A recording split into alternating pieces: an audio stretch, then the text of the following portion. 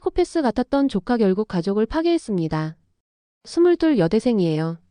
11살 차이 나는 큰 오빠가 있는데 오빠가 6년 전에 결혼해서 새언니랑 올해 6살 되는 남자 조카가 있어요. 저는 부모님이랑 둘째 오빠랑 같이 살고 있는데 큰 오빠 부부가 저희랑 같은 아파트 옆동에 살아요. 부모님도 그렇고 저도 둘째 오빠도 다 성격 좋고 새언니도 좋은 분이라서 다들 너무 잘 지내요. 새언니가 지금 둘째 임신해서 집에서 쉬고 있는데 심심하면 저희 집에 조카 데리고 놀러와서 저랑 엄마랑 TV 보고 수다 떨고 놀고 그래요.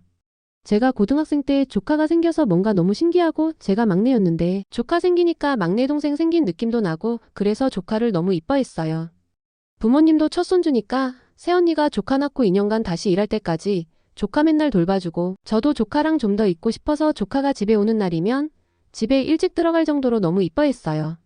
근데 조카가 말이 트이고 제가 혼자 볼 여건이 되면서 주말에 언니랑 오빠 데이트하라 하고 제가 조카 봐주고 그랬거든요. 근데 놀아주다 보면 얘가 제 방에 있던 곰인형을 가위로 푹푹 찌르거나 유리 같은 거로 된 무거운 영양 크림통 있죠? 그거를 제 발에 계속 던지고 제가 아파하면 막 좋다고 까르르 웃고 포크로 저 찌르는 신용하면서 죽어죽어 하고 같이 놀이터 데리고 놀러가면 또래 친구들을 엄청 괴롭혀요. 근데 여러 명을 괴롭히는 게 아니라 한 명을 집중적으로 괴롭혀요. 괴롭힘 당한 꼬마애가 울고 제가 말린다고 안고 있으면 안긴 상태에서도 발버둥 치면서 저거는 죽어 너 죽어 하면서 악쓰고 막 그래요. 그럴 때마다 제가 그러면 안 된다고 가위로 인형 찌르면 인형이 아파해. 이런 거 고모발에 던지면 고모발 나야 해. 죽어 같은 말은 하는 거 아니야 나쁜 말이야 하면서 잘 타이르고 못하게 하고 가끔은 손등 탁 치면서 따끔하게 뭐라 하고 그래요. 그럼 5살짜리가 도끼는 뜨고 노려보면서 넌 죽을 거야 이러기도 하고 진짜 집이 떠나가라 악을 쓰고 울다가 숨도 잘 못 쉬고 막 그래요. 그럴 때마다 소름 끼치고 너무 무섭고 당황스럽지만 남자애라서 그런가 보다 하고 새언니랑 오빠한테 오늘 조카랑 이런 일이 있었다고 말해주면 언니랑 오빠가 고생했다면서 앞으로 또 그러면 잘못했다고 말할 때까지 혼내라고 해서 계속 그렇게 했어요.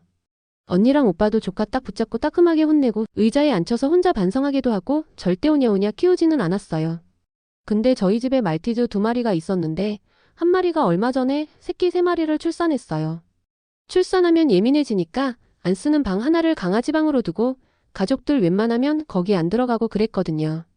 특히 조카가 옛날부터 강아지를 많이 괴롭히고 저번에는 한 마리 귀를 가위로 자르려던 걸 제가 잡고 말린 적도 있었어요.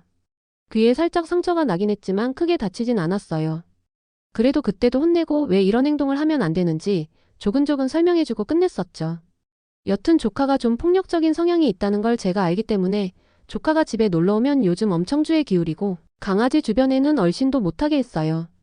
근데 오늘 부모님이랑 새언니가 명절 음식 사러 가고 저 혼자 집에서 조카를 보게 됐는데 계속 옆에 붙어 있다가 너무 배가 아파서 화장실 갔는데 화장실 가서도 조카한테 계속 큰 소리로 말 걸고 뭐 하는지 물어보고 그랬어요.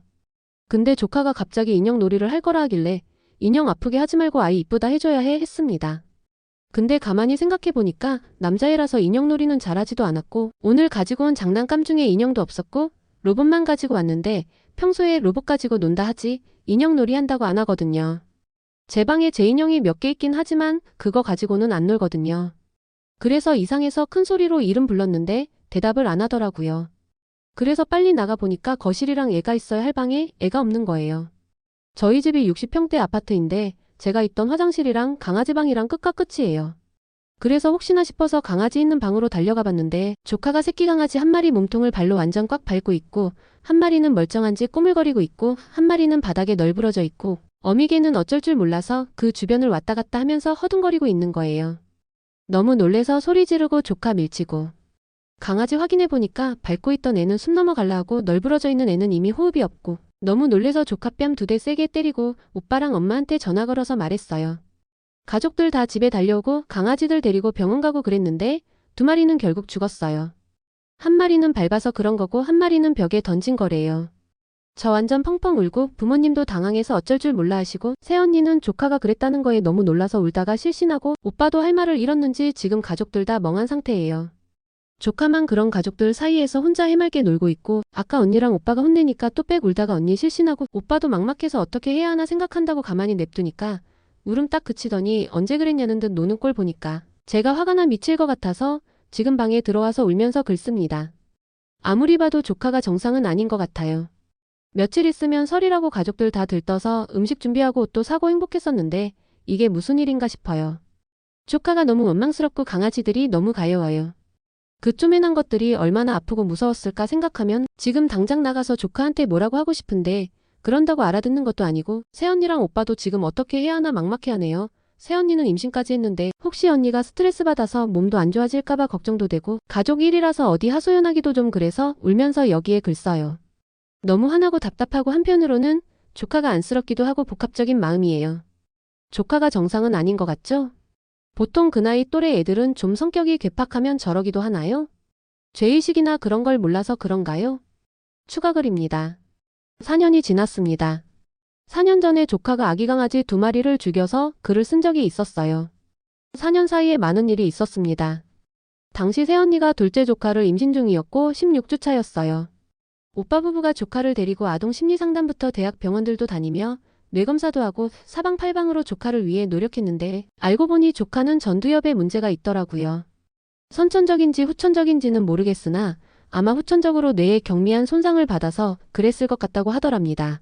여튼 전두엽에 신경 손상이 있었고 뇌경색이 왔을 때처럼 작은 부분이 닫혀 있다고 하더라고요. 그래서 공감 능력이 떨어지고 공격적인 성향이 나타나는 거라고 했답니다. 이건 고칠 수 없는 거라서 다만 아직 어리니까 뇌의 한 부분이 다치면 다른 부분이 그 기능을 대신한다고 하더라고요. 신경가소성인가? 아무튼 그런 쪽으로 기대를 걸어보고 감정이나 사회적 규칙이나 선과 악에 대해서 교육을 확실하게 시켜야 한다고 했습니다. 조카의 공격성을 외면하던 저희 아버지도 충격을 받으시고 현실을 받아들이셨고 결국 모든 가족이 조카의 감정 교육에 매달렸습니다. 조금이라도 공격적인 모습이 보이면 단호하게 교육을 시켰고 유치원은 저희가 통제할 수 없어서 다른 원생들에게 피해를 줄까봐 유치원도 안 보내고 새언니는 일도 그만두고 조카에게 매달렸었습니다. 근데 그게 그 아이에게는 많이 힘들었나 봐요. 조카가 언니에게 공격적인 모습을 보일 때 저희가 언니 배에는 소중한 생명이 있다는 것을 자꾸 가르쳤고 언니의 배가 더 많이 부를수록 조카는 새언니에게 더 공격적인 모습을 보였고 언니는 그럴 때 가끔 배를 감싸는 제스처를 취했었습니다. 그러다가 새언니가 임신 26주차가 되었고 어느 날 언니가 거실 바닥에서 조카랑 낮잠을 잘 때 조카가 혼자 깨어 소파에서 언니 배 위로 뛰어올랐습니다. 결국 둘째 조카를 그렇게 보냈고 언니는 척추에 심한 손상을 입어서 재활치료를 꾸준히 받고 있지만 아직도 지팡이라도 없으면 걷지 못합니다. 지금 조카는 저희가 있는 곳에서 1시간가량 떨어진 정신병원에 입원해 있습니다. 언니는 그 후로 아직 조카를 보러 가지 못했습니다.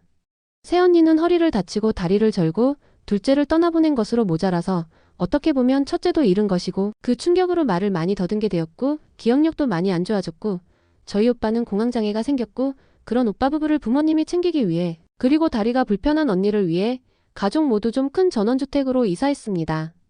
그 과정에서 당시 상견례를 앞두고 있던 둘째 오빠의 결혼은 무산되고 저도 독일로 교환학생을 가려고 했었는데 포기하고 1년 휴학했었습니다. 지금은 그래도 저희 가족만이 웃기도 하고 잘 이겨내려고 다들 노력 중이지만 그래도 단편적으로 보면 부모님은 칠순을 바라보는 연세에 이런 고초를 겪으시면서 4년 사이에 오랜만에 보는 사람은 깜짝 놀랄 정도로 많이 늙으셨습니다. 큰오빠는 아직 공황장애가 있고 그래서 운전도 잘못하고 사람 많은 곳은 아직 꺼려합니다. 원래 당시에 연봉 7,300을 받으며 잘 나가던 오빠였는데 집에서 재택근무를 하면서 월에 300도 못 버는 걸로 알고 있습니다. 가장 안타까운 새언니는 위에 말씀드린 상태에서 조금 호전을 보이고 있긴 하지만 그건 신체적인 거지 사실 정신적으로 큰 차도는 없습니다. 둘째 오빠는 작년부터 다시 연애를 시작했고 올해 가을에 날짜를 잡았는데 자신은 결혼은 하더라도 딩크족으로 살겠다고 새언니 될 분과 합의했다고 했습니다. 원래 아이를 너무 좋아하던 오빠였는데 이유가 뭔지 저희는 말 안 해도 알기 때문에 그냥 고개만 끄덕였습니다. 저는 그냥 그 안에서 막내로 가장 잃은 게 없는 존재로 그렇기 때문에 가장 밝게 지내기 위해 아직도 고군분투 중입니다. 후기를 쓰는 이유는 이 영상을 보시는 여러분, 집안 모두가 정상이고 이렇다 할 이유가 없다고 아이의 특이함을 그냥 지나치지 마세요. 조금이라도 이상하면 의심하고 걱정하는 게 맞다고 봅니다. 저랑 둘째 오빠는 아직도 가끔 둘이 술 마실 때 이야기합니다. 우리가 그때 임신한 언니를 배려해서 조카를 우리가 돌봤더라면 아니면 조카를 좀 더 일찍 병원에 입원시켰더라면 아니면 조카가 공격적인 성향을 보일 때 더 단호하게 교육을 시켰거나 병원에 데리고 가봤다면 우리 가정이 이렇게까지 풍비박산 나지는 않았겠지 합니다. 그렇지만 이미 늦은걸요.